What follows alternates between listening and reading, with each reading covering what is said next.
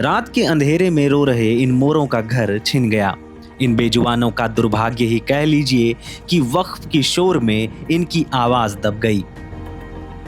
घटना दिल्ली से हजारों किलोमीटर दूर तेलंगाना की राजधानी हैदराबाद की है, जहां 400 एकड़ वन भूमि पर बुलडोजर चल गया।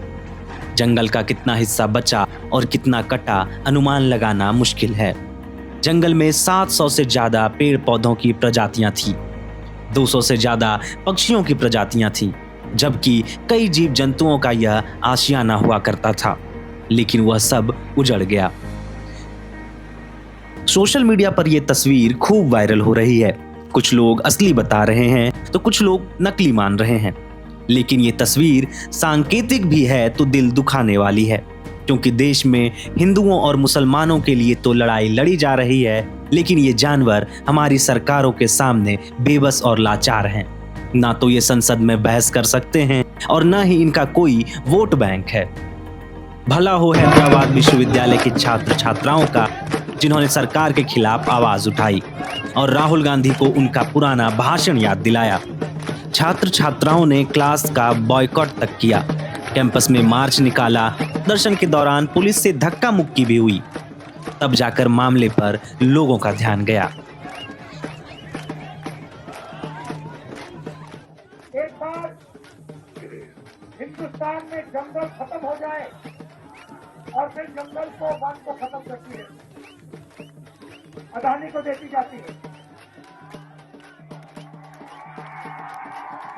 आस्ते आस्ते सारा का सारा जल जंगल जमीन जो है वो अदानी जैसे अरबपतियों को चला जाएगा। अभी आप राहुल गांधी का पुराना बयान सुन रहे थे, जिसमें वो अडानी अंबानी को घेरते नजर आ रहे हैं, लेकिन जब उनकी खुद की सरकार जंगलों को काट रही है, वो मुखरता नहीं दिखा पाए। दिखेगी भी कैसे, फायदा का मामला है। तेलंगाना सरकार यहाँ आईटी हब बनाना चाहती है, इसलिए वो जंगलों की कटाई कर रही है।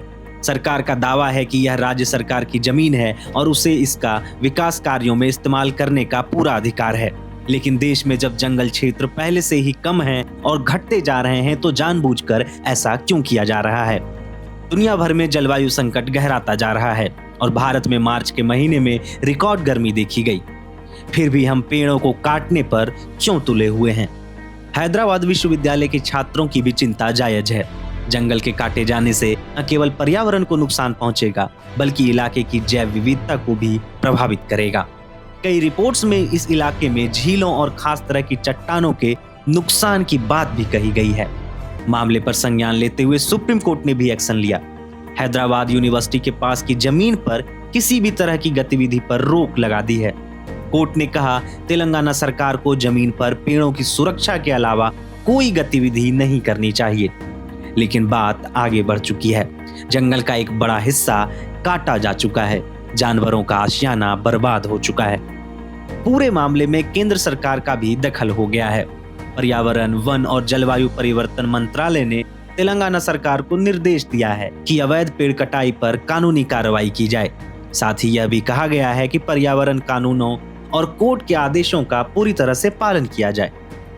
जंगल की कटाई का मामला फिलहाल तो टल गया है, लेकिन संकट और चिंता खत्म नहीं हुई है, क्योंकि सरकारों ने जिन जिन जंगलों को टारगेट किया, देर सवेर उसे काट ही दिया और सैकड़ों हजारों एकड़ जमीन कॉरपोरेट के हाथों में दे दी गई।